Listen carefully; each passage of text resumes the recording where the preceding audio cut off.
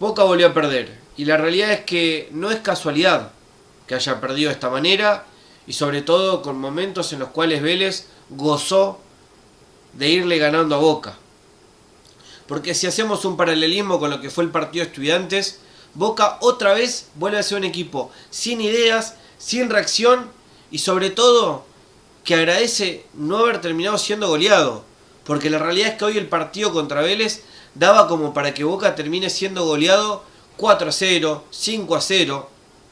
Porque en esa ráfaga quizás uno me dirá, no, pero fue 2-3 minutos en los cuales quizás Vélez estuvo un poco mejor. No, Vélez estuvo mejor durante gran parte del encuentro. Y demostrando justamente cómo se juegan esta clase de partidos. Por eso mismo quiero primero que nada empezar a remarcar que para mí el partido se rompe con el 10 de Vélez. Con el jugador, el chileno Valdés. Que me saco el sombrero y digo, Valdés hoy fue la gran figura de Vélez. Pese a los 2 goles de Pellegrini, Valdés fue el gran armador y la gran figura de Vélez. Porque fue básicamente un aviso cuando Valdés empezó a encarar a la defensa de Boca y terminó quedando casi mano a mano con Marchesín. Termina rematando y la pelota se va por el lado del palo. Lo cual, si era gol, era el gol de la fecha o el gol del año, porque la realidad es que era un golazo. Y en ese momento ya se sabía lo que se venía para Boca. Porque la realidad es que Boca no agarraba la pelota. Y esto obviamente hablando del segundo tiempo, porque el primer tiempo, si tengo que empezar a decir, la verdad que Vélez manejó mejor la pelota y tuvo las situaciones más claras. Que hasta ahora no le había pateado el arco a Marchesín. Y la primera situación mano a mano que tiene, la tiene Valdés y termina rematando por el lado del palo. Minutos más tarde no es casualidad que Valdés tire un centro y termine impactando en la cabeza de Pellegrini, que termina convirtiendo el primer gol del partido. Y posteriormente termina en otro gol más de Pellegrini, minutos más tarde, lo cual pone a Vélez 2-0. Un jugador que renovó hace muy poco su contrato, un jugador que tenía un contrato de juvenil, como Pellegrini, un contrato que quizás uno dirá, bueno, pero para un jugador de fútbol no es tanto dinero, y es la realidad, no es tanto dinero lo que se está llevando de Vélez Pellegrini, pero también es un jugador que tiene mucha proyección a futuro todavía, y la realidad es que Pellegrini entra en este esquema de Vélez tras la salida de Máger Carrizo, y que justamente Guillermo encuentra variantes donde por ahí las tenía, pero no les daba tanta importancia, y hoy Guillermo Barros Echeloto le termina demostrando a Claudio Úbeda lo que es ser un verdadero técnico o un señor técnico en el fútbol argentino. Porque Claudio Úbeda es un técnico que va de fracaso en fracaso. Que Claudio Úbeda es hoy el responsable principal de que Boca esté en la situación que está. Y muchos me dirán, pero ¿qué cuota le cae de responsabilidad a la dirigencia? También le cae su cuota de responsabilidad. Pero en esta fila de responsabilidades yo creo que Claudio Úbeda hoy es el principal responsable, porque es un técnico nefasto. Es un fracaso como técnico Claudio Úbeda. Y no solamente lo demuestra ahora en Boca, sino que lo demostró en 2 ciclos en Racing.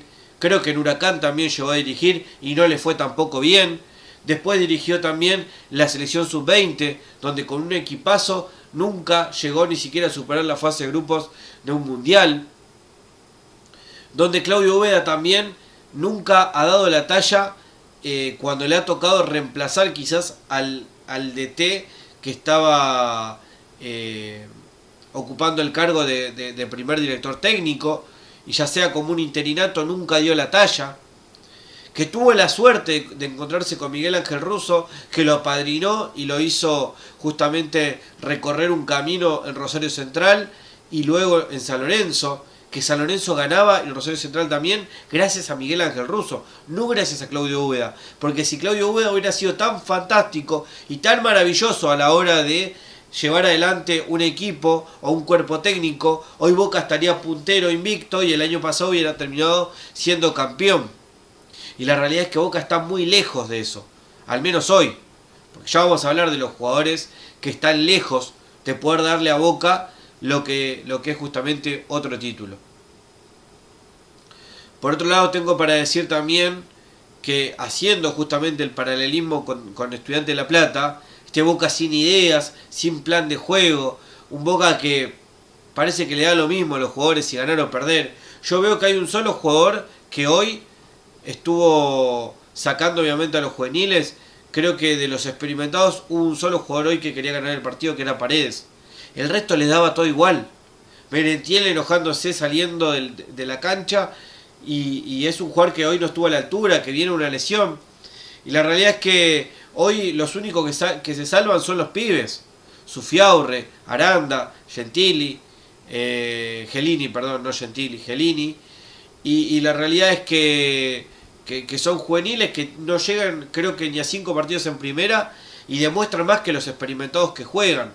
Por eso mismo creo que Boca hoy tiene que empezar a tomar decisiones. Riquelme tiene hoy que tomar decisiones. No puede ser más el técnico de Boca, Claudio Úbeda. Y además de eso también le agrego que hoy Guillermo Rosas Schelotto dio una clase, una cátedra magistral de fútbol. Porque le demostró a Claudio Úbeda claramente cómo se ganan estos partidos. Que si bien no es un clásico Vélez-Boca, el hincha de Vélez lo siente como un partido especial. Por todo lo que pasó con Mauro Zárate, por lo que pasó con Quintero en su momento, por lo que pasó con Aquino en su momento, entre otros jugadores más y técnicos más. Por eso mismo creo que hoy Boca dejó demostrado que es un equipo que tiene muchas necesidades. Y que a raíz de todo esto, Riquelme tiene que tomar decisiones. Que no alcanza con Ascasíbar, que no alcanza solo con Romero, que tampoco va a alcanzar solo con Cetré, que Boca necesita un enganche y necesita urgentemente un 9, porque sin 9 no hay goles y sin goles no se sale campeón. Y que hoy el disparo de Zufiaurre fue muy bueno, el gol de Zufiaurre fue un golazo, pero aún así Boca ya estaba 2-0 abajo, con eso se pone 2-1, tampoco va a buscar el partido porque Vélez empezó a dormir el partido.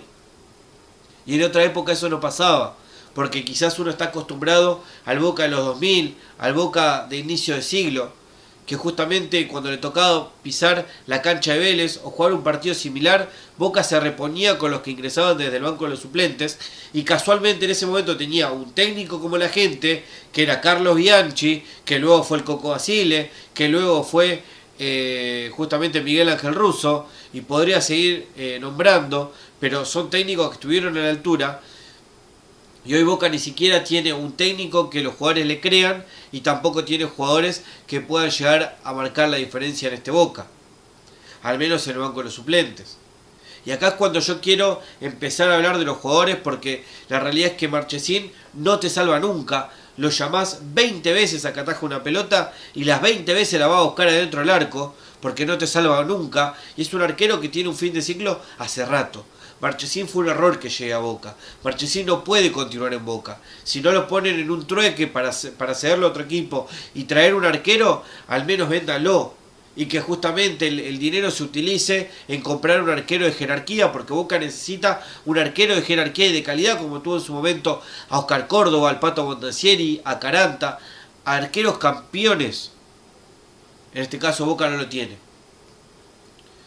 Después hablar de Barinaga, jugador que se lesionó, y la realidad es que hoy el hincha Boca quizá lo siente como una solución, pero el problema viene porque va a jugar Weingart y no va a jugar Dylan Gorosito, que están tapando un jugador que tiene proyección de selección nacional, que en la sub-20 jugó muy bien, y que lo tapan poniendo a Weingart, un tipo que no le dio para jugar en el Inter Miami, un club que se la pasa de vacaciones. Claramente no le dio para jugar en una colonia de verano a Weingart, y viene a Boca y ahora va a empezar a ser titular si es que Barinaga no juega. Entonces ahí también hay otro problema, otro error conceptual más.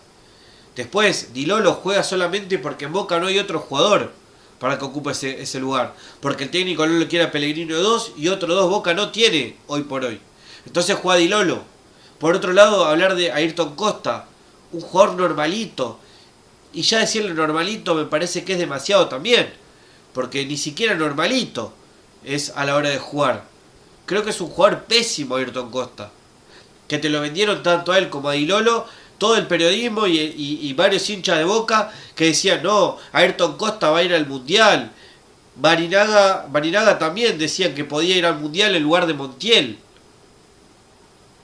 Di Lolo, que podía llegar a ir al Mundial en lugar de Otamendi, que Otamendi, si bien no es santo de mi devoción Otamendi, pero creo que Otamendi es 1000 veces mejor que Di Lolo. Que te decían, no, va a ir Ayrton Costa porque puede jugar de 3 también, sacándolo a Acuña, que es un jugador que obviamente creo que no está hoy para ir al Mundial, pero en su momento decían que puede ir él, sacándolo también a Barco, poniendo a Ayrton Costa de 3 o poniéndolo de 6, quitándole el lugar a Lisandro Martínez. Y así un montón más de jugadores que querían sacar y que justamente dejaban al descubierto la opereta que venía detrás. Porque ni Barinaga está para ir a la selección, ni Di Lolo está para ir a la selección, y Ayrton Costa y mucho menos Marchesín como tercer arquero. Es más, sería más digno que lo lleven a el arquero Independiente Rivadavia Mendoza como arquero suplente, que lo lleven a Marchesín. Pero bueno, creo que Boca va a tener que empezar a hacer algo con todo esto, porque la realidad es que Boca empieza a jugarse bastante en lo que viene. Y la realidad es que Boca hoy, si queda eliminado en la fase de grupo de Copa Libertadores, no sería ninguna sorpresa, porque este Boca claramente no te entrega seguridad y no te da confianza tampoco. Riquelme, si quiere pasar la fase de grupo de la Copa Libertadores y ser firme candidato en la Libertadores, en los dos campeonatos, en la Copa Argentina, debe empezar por cambiar el director técnico. El director técnico de Boca tiene que ser Guillermo Barros Schelotto o alguno que sea obsesivo con el juego. Con el juego me refiero a cómo juegan los jugadores. Después, por otro lado, debe buscar un lateral derecho que compita con Gorosito para ver cuál de los dos empieza siendo el lateral derecho titular y cuál alterna cuando el otro no puede jugar o cuando hay mucha carga de partidos, quién alterna con quién juega titular y quién va cuando juega el equipo suplente.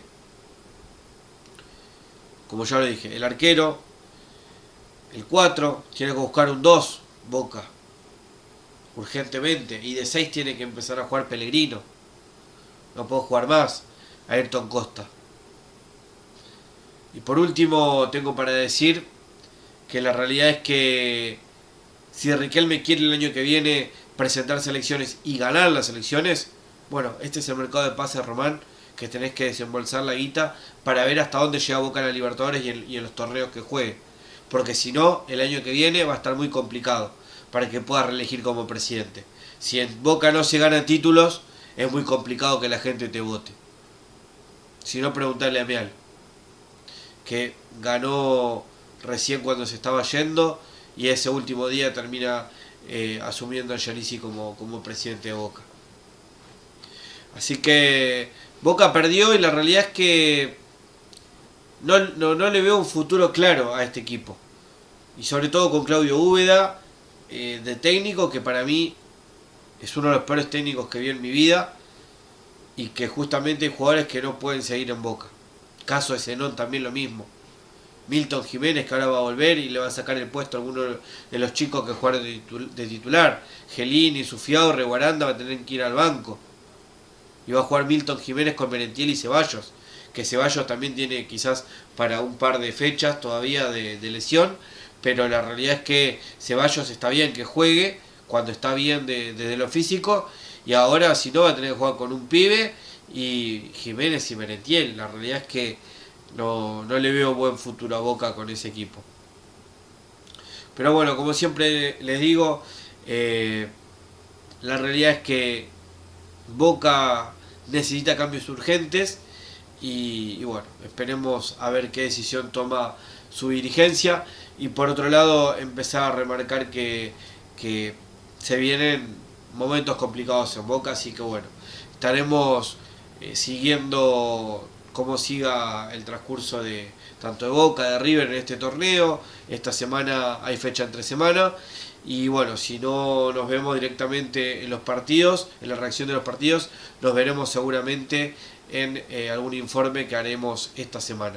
Así que bueno, me voy despidiendo y como siempre les digo, dejen su me gusta, compartan, comenten, suscríbanse, díganme qué fue lo que les pareció el partido, qué fue lo que opinan sobre el tema de Riquelme, si creen que Boca con este equipo le da para ganar la Copa Libertadores o no, qué jugadores traerían, qué jugadores dejarían ir de Boca, qué harían si serían ustedes Riquelme, básicamente, cómo armarían este Boca de 2026. Pero bueno, básicamente eso. Y bueno, nos estamos viendo seguramente en un nuevo video en el transcurso de esta semana. Que tengan gran inicio de semana, buen lunes y que tengan muy buenas noches. Hasta luego.